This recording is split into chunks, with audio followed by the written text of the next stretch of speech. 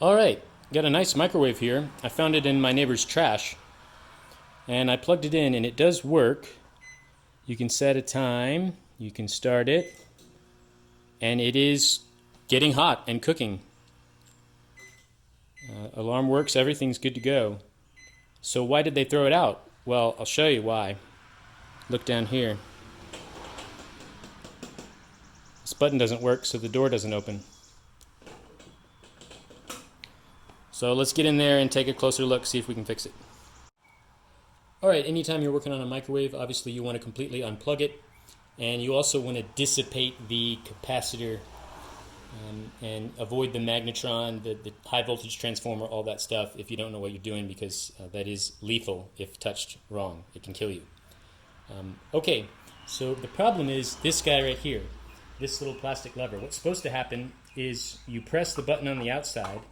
Look what he's doing. He's going out. He's supposed to go up like that, and then the door would open. And as you can see, the door is open now. So the little plastic piece in there, I think, is actually snapped. Normally I would replace this. I can't find that. So I'm going to have to get that out of there and see if we can fabricate something. So I don't know if you can see from where you are, but see right there? He's missing a little plastic component on him. He's got it on this side, so he stays in over here. He's missing it on the other one. So we got to try to get him out and fabricate something so he stays in, because what we want him to do is stay in place, and when the user presses the button, we want to see this happen. Right? And we don't want is this crap happening where he's going out. He needs to be locked in. Okay, probably over-explained that. Let's get this thing out of there, see if we can fabricate something. All right, it's really easy to pull out. I was able to just kind of bend mine right out. So it needs that part right there on that side, and you can see it's missing. It broke. It snapped off right there, and it even looks like somebody tried to glue it. So I could use epoxy, but I actually can't find the little piece. So here's my idea for fabricating something. You know, inside of drawers, you have shelving, and you use these little things.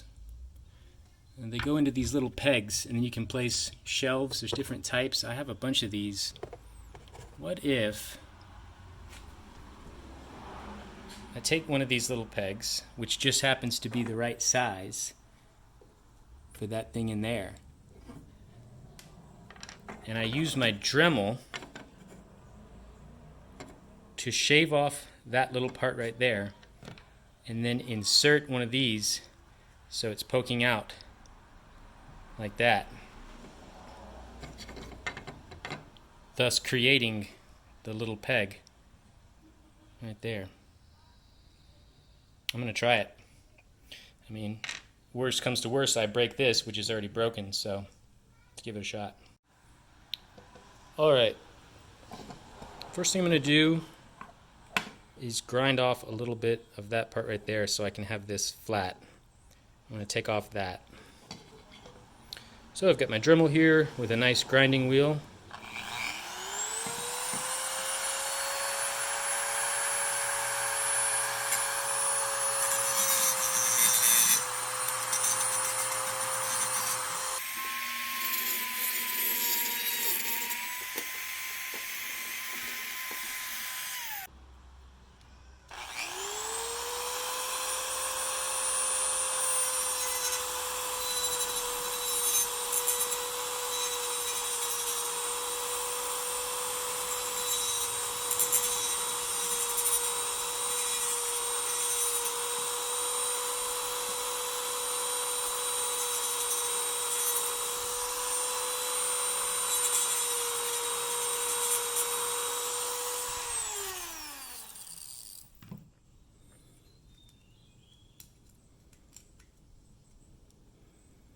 Alright, now I'm going to drill through there.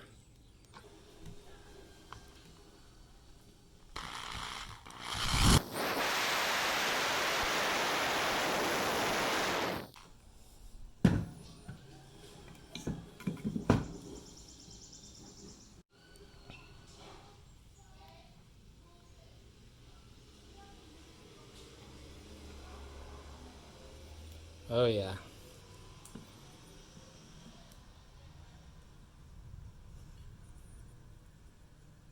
That fits in there really snug. All right, here is the freshly fabricated peg. I'm going to try to put it back in there. Let's see if it works.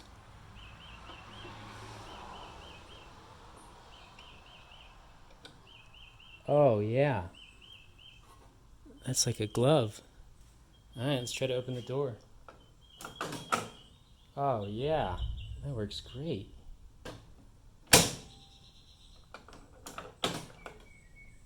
I'll shut the door kind of hard.